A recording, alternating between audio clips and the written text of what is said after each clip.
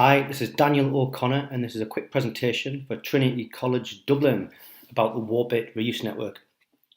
So, I used to work as a waste manager in the FM function in higher education, and I used to see this sort of thing every day. Reusable assets in skips, dumpsters, scribbled away around the estate, in undercrofts, in little cubby holes, but assets being wasted, really. Another thing that used to happen would be I would get at the last minute I would get a request to remove multiple items as part of normal clearances and refurbishments. So in this scenario, there was about 70 operators' chairs.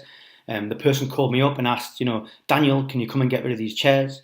And I said, yes. When do you need them gone by? And he said, they're outside already.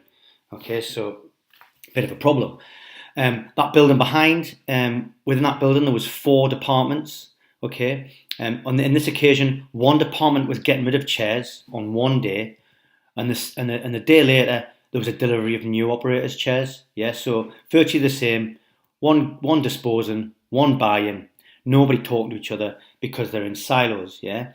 What could have happened there, if there'd been a nice way of communicating, the person disposing could have given 30 of their chairs to the person who was buying. Okay, so this is a big problem, and it's nobody's fault. What causes the problem, right? Well, basically, how we reuse assets around an estate without a system on emails or between porters or calls, it's got a lot of bottlenecks.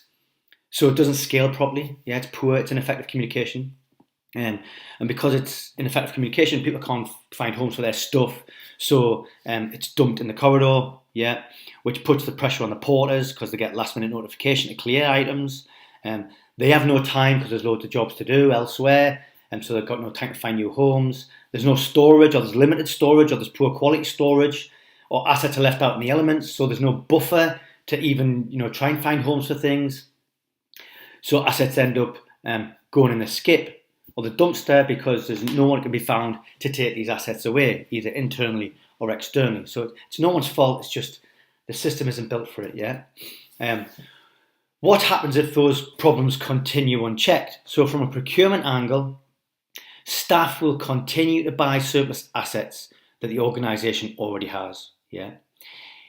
If there's unnecessary purchasing happening, that means there's unnecessary purchasing paperwork as well. Yeah, so the whole quote, requisition, purchase order, chase up the invoice, that whole paperwork trail, could be avoided if you reused. Obviously, that's a time and a staffing cost. Yeah. Also, there's a risk that the procurement department looks passive if they're not giving this facility to staff. And also, of course, if you're buying things unnecessarily, that means there's an unnecessary environmental impact in the manufacturing and the transport of those goods. Okay, so that's what happens from a procurement angle. What happens if the problem continues unchecked within facilities? Well, facilities carry on to pay for assets to be disposed of. Waste costs are only going up. The problem's not going to go away. When staff or students or visitors to the estate see assets in skips, that gives a negative psychological reaction. There's reputational risks, reputational risk. A lot of skips, they're filled with stuff that shouldn't be there. So if you take that waste stream away, you've got less skips on the estate. Skips are an eyesore, obviously, and they're a risk. They're an injury risk and a car parking risk. And organisations are expected to reduce waste now. This is part of that. And obviously, if you're reusing items, you don't have staff dismantling items anymore, so there's a risk of injury there that's avoided. So how do we fix this? We offer a program which helps you to collaborate internally much better. So we offer a software package that lives in the cloud. We set up an online marketplace within your organisation, so staff can redistribute surplus assets within the organisation, and when you're ready, between organisations as well. And we track all of the trades, so we know the value, the carbon value, the savings, the financial savings, the social impact, all that sort of thing. So that's really important. The solution has to be easier to use than buying new, or easier to use than disposal. Okay, so we concentrate really on making this an automatic system. which encourages staff to declutter their offices, declutter their spaces on the day-to-day churn of stuff on an estate. But also, this can be used as part of the building clearance program and capital redevelopment. Super easy to use. This is what it looks like. So you get your own domain with your own logos on. Your staff see it as yours. When buyers want to get an item, the login, do a search, search for cabinets, chairs, inkjet cartridges, whatever it is. Because it's an online marketplace in one place, everyone goes to the same place, so it makes it much more efficient. You're really scaling up the knowledge that's in your porter's head, in the space manager's head, and in the campus manager's head. You're scaling that knowledge up so everyone can see what's surplus to requirements elsewhere around the estate. The system tracks all the trades. It's highly auditable. We know who got what. We know who put it on. We know what the value was. That makes a really easy management of assets and inventory. And it's not just furniture. Yeah, it's more challenging items as well, which require safety checks and things like that. Things that might be taken off an asset register. Super easy to control staff behaviour, control what they do, how they do it. So there's lots of controls around mitigating risk. There are a couple of features which mean that we concentrate on making point-to-point matches. What that means is we match an asset while it's still in its old point of use. One of those mechanisms is a thing called wish list, where if you add, say, a cabinet to your wish list, anybody adds a cabinet, you get to the front of the queue. On the flip side of that, there's a thing called watch lists, and this allows you to plan building moves, because let's just say you've got a building clearance in March. You can add the assets now, and staff can then see what assets are going to become available in the future and plan their procurement needs around that. And the building clearance manager can also see who wants their assets so they can plan for waste capacity.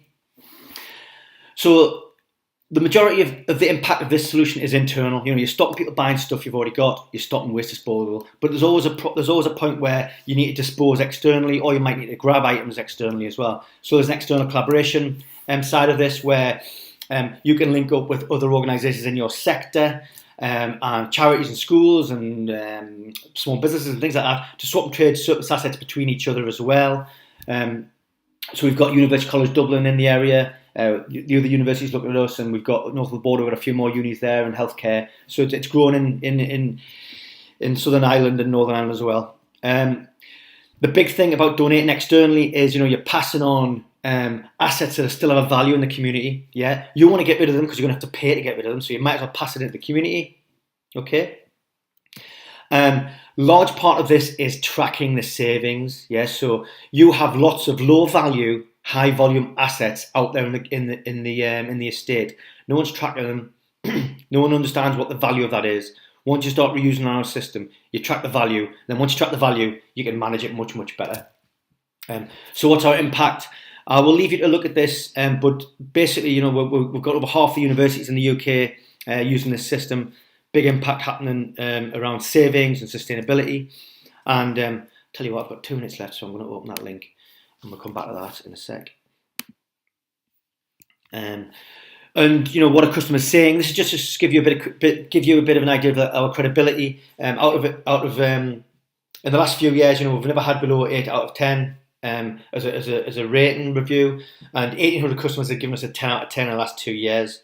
Okay, so just going to show you, go back to this impact, just to show you a bit of the impact we're having. So these are our top 10 performing customers this month. This is their savings. Yeah, so astronomical savings. And here are just a few quotes about the service. I can leave you with this link to have a look through in your own time. I'm coming up to 8 minutes now. So that's a very quick overview. What we've got here basically is an online platform which gives your buying staff visibility on what's available across the estate. It helps the estate staff manage the logistics, manage the storage, manage the movements. And it also, you can link up externally and dispose externally, and there's also procurement opportunity externally as well. So one more thing to say, just questions to consider from those who are in procurement in the room. Does the procurement department want to take an active stance on this? Do they want to give staff the ability to actually stop buying? There's my alarm for 10 minutes. Do they want to give the staff the ability to get things secondhand, overbuying new, save money that way, save paperwork, yeah. Is procurement interested in improving sustainability? If you're answering yes to those questions, we can help. For estates and facilities, have you got a problem with reusable items being scrapped? You might not. Do you think it's a reputational risk? Or staff dismantling assets? Or staff doubling handling assets? Are there too many skips and dumpsters on the estate? Are there regular large dumps of assets that put you under pressure and you can't do anything with them? If so, this might be a system they might want to look at. Okay. And finally, if you want to get some more information on this, I'll send you the link. But you can join our webinar to have a bit more. You can get some questions, and I know this is just one way, so you can get some questions on the webinar. So I hope that helps. 10.5 minutes. Really appreciate your time, and I hope to hear from you soon. Thank you.